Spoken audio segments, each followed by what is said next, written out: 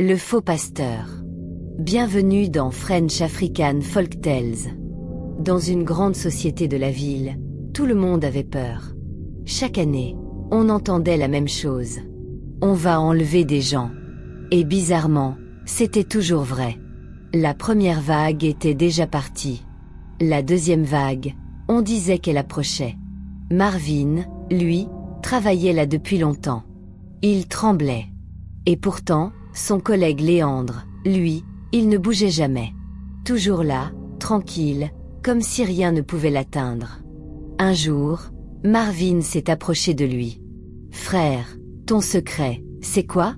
On enlève tout le monde sauf toi. Tu fais comment pour rester ?» Léandre a souri calmement. « Moi, j'ai un pasteur.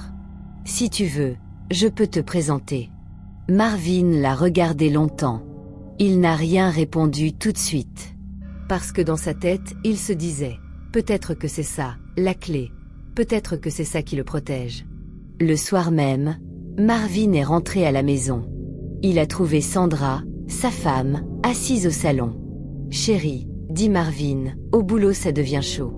Les gens tombent comme des mouches. Il y a Léandre, lui, il reste toujours. Tu sais ce qu'il m'a dit? » « Quoi donc? » demande Sandra. « Il m'a dit qu'il a un pasteur. Que c'est lui qui prie pour lui. » Sandra l'a regardé droit dans les yeux. « Donc, tu attends quoi? Si c'est pour protéger ton travail, va voir ce pasteur-là. Peut-être qu'il va aussi prier pour toi. » Marvin a pris son téléphone. Il a appelé Léandre. « Frère, dimanche, viens me chercher. On ira voir ton pasteur. » Et dans sa tête, il se disait déjà, si ça marche pour lui, pourquoi pas pour moi? Dimanche est arrivé. Léandre a pris Marvin, ils sont allés ensemble. Devant eux, une petite église, rien de spécial. Mais dedans, il y avait l'homme qu'on appelait Pasteur Jonas. Le pasteur les a regardés. « Vous voulez quoi ?» demande-t-il. Marvin répond tout de suite. « Moi, je veux que tu pries pour moi. Je travaille dans une société. J'ai peur de perdre mon boulot. » Le pasteur l'a fixé longtemps. « Et qui mange ton argent? » ?»« Ma femme, mes enfants, et moi-même. » Le pasteur a hoché la tête. « Écris leurs noms sur ce papier. » Tous les noms. Marvin a écrit. Sa femme. Ses 4 enfants. Son nom aussi. Le pasteur a pris la feuille. « D'accord. Partez. Je vais prier pour vous. » Marvin est sorti rassuré. Mais quelque chose dans ses yeux montrait déjà qu'il ne savait pas vraiment ce qu'il venait de faire. Quelques semaines plus tard, la société a annoncé la deuxième vague de licenciements. Des dizaines de noms sont tombés. Mais Marvin, lui, est resté. Pas seulement resté. On l'a nommé directeur. Le soir, Marvin a foncé chez le pasteur Jonas. « Homme de Dieu, merci. Grâce à toi, je suis devenu directeur. » Le pasteur a juste souri. « Garde ton argent. Pas de cadeau maintenant. Va fêter avec ta famille. Dans 3 mois, reviens me voir. » Marvin est sorti de là avec un grand sourire.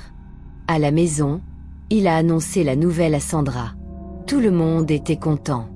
On a commencé à préparer une grande fête pour célébrer sa promotion. Le jour de la fête est arrivé. Il y avait la musique, les voisins, la famille, tout le monde dansait. Sandra souriait, Marvin était fier, les enfants couraient partout. Mais au milieu de toute cette joie, Priscille, la petite sœur de Marvin, restait assise dans un coin. Silencieuse. Marvin l'a remarqué. Il s'est approché d'elle. « Petite sœur, c'est quoi? Pourquoi tu ne souris pas ?» Priscille a baissé la tête. « Grand frère, je ne sais pas.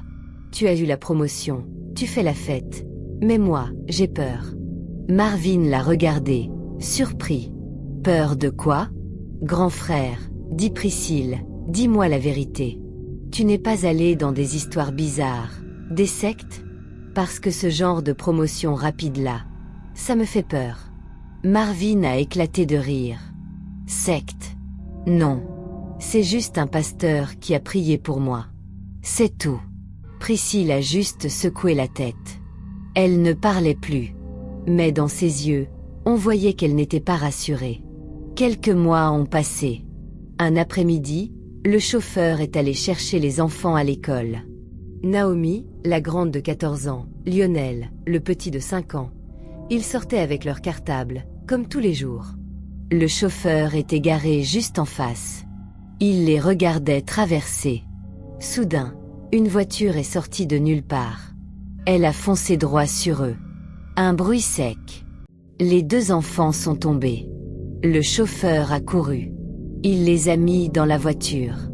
Direction l'hôpital. Marvin et Sandra sont arrivés en panique. Le médecin est sorti, le visage fermé. Désolé, les deux enfants n'ont pas survécu. Sandra s'est effondrée. Marvin, les mains sur la tête, ne croyait pas ce qu'il entendait. Et dans un coin de sa tête, une petite voix lui disait « Et si ce n'était pas un accident ?» Après l'enterrement des enfants, Marvin était comme un fou. Il est allé voir Léandre, le petit collègue. « Léandre, toi et ton pasteur là, c'est quoi exactement ?»« Mes enfants sont morts. » Léandre l'a regardé droit dans les yeux. « Frère, quand tu as écrit leur nom, tu croyais que c'était quoi ?»« Hein ?» fait Marvin, choqué. « Tu as signé un pacte, Marvin. Chaque nom sur cette liste, c'est une vie qui doit partir. Les esprits ne mangent pas pour rien. » Marvin tremblait. « Tu veux dire, mes enfants sont morts à cause de ça ?» Léandre a soupiré. « Et la prochaine personne, c'est ta femme. Parce que c'est comme ça que ça marche. On prend dans l'ordre que tu as écrit. » Marvin a senti le sol s'ouvrir sous ses pieds. Le soir, Marvin est rentré. Il a tout raconté à Sandra. Elle s'est levée d'un coup. « Quoi? Donc moi, je suis la prochaine? Jamais. Je ne veux pas mourir, Marvin. Jamais. » Le lendemain, ils sont repartis chez le pasteur Jonas. « Pasteur, il n'y a pas une autre solution ?» demanda Sandra, la voix tremblante. Le pasteur les a regardés longtemps. « Si, il y a une solution. Mais les esprits veulent une autre personne. Un remplacement. » Sandra a réfléchi, les larmes aux yeux. « D'accord, je vais donner mes deux petites sœurs. Prenez-les à ma place. » Le pasteur a hoché la tête. « Amenez-les. On verra si ça marche. » Quelques jours plus tard, Sandra est partie chercher ses deux petites sœurs, Mireille et Aline. « Venez passer les vacances chez moi, » a-t-elle dit avec un sourire.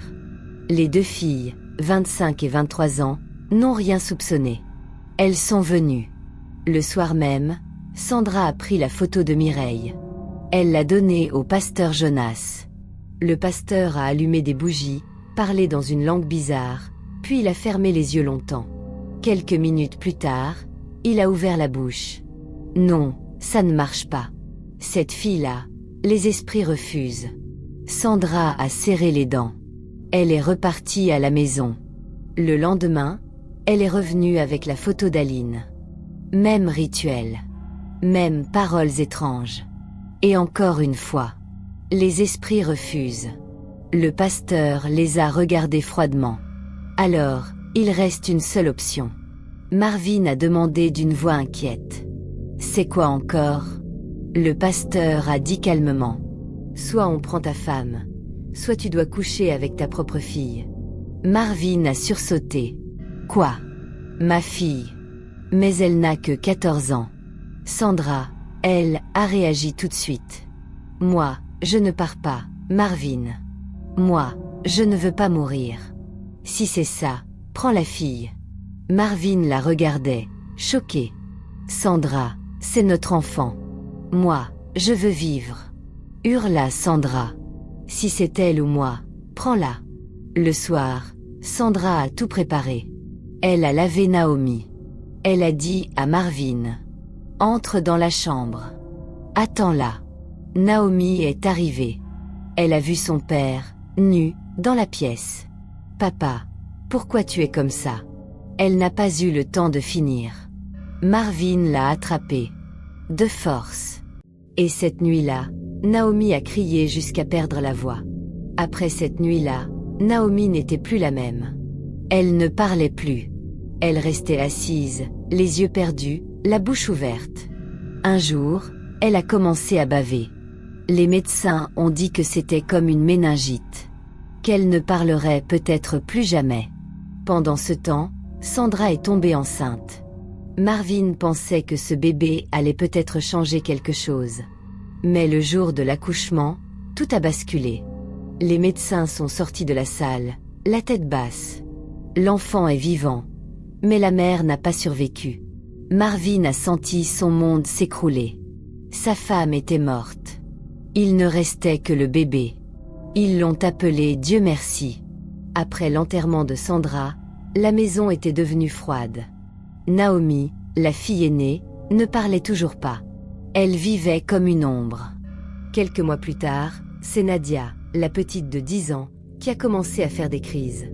Un matin, elle est tombée raide au salon. On l'a emmenée à l'hôpital. Les médecins ont juste secoué la tête. Elle est partie. Marvin n'avait même plus la force de pleurer. Il enterrait ses enfants les uns après les autres. Et comme si ça ne suffisait pas, Naomi, la fille aînée de 14 ans, est tombée enceinte. Marvin jurait qu'il se protégeait à chaque fois. Mais la fille a fini par accoucher. Et elle est morte avec le bébé.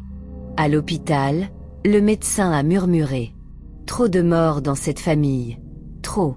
Le jour de la veillée pour Naomi et son bébé, Léandre est venu comme si de rien n'était. Il saluait les gens, parlait fort, faisait même des blagues.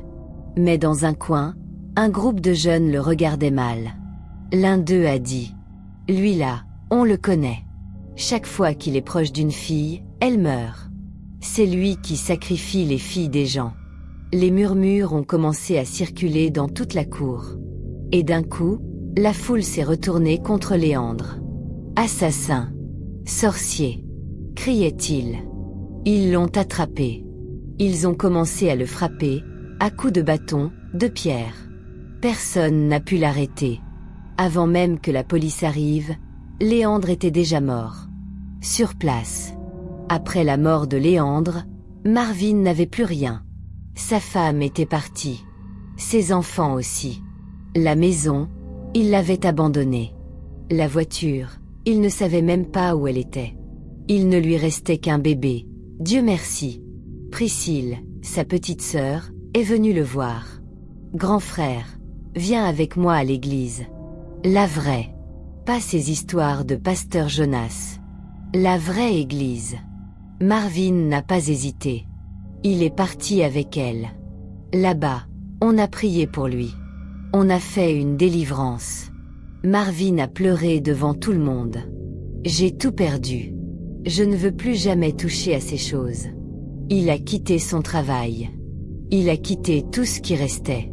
Il est resté à l'église, avec son enfant. Aujourd'hui, Marvin vit pauvre. Il n'a plus de maison, plus de voitures, plus de femmes, plus d'enfants, sauf Dieu merci, le seul qui a survécu. Devant les gens, il parle doucement. Moi, j'ai tout perdu à cause d'un faux pasteur. Je croyais que c'était un homme de Dieu. Mais derrière, c'était un féticheur. Il regarde les gens dans les yeux. Quand vous voyez quelqu'un qui monte vite, qui réussit vite, ne courez pas pour demander son secret. Parce que derrière, ça peut cacher des choses que vous ne connaissez pas. Marvin répète toujours la même phrase.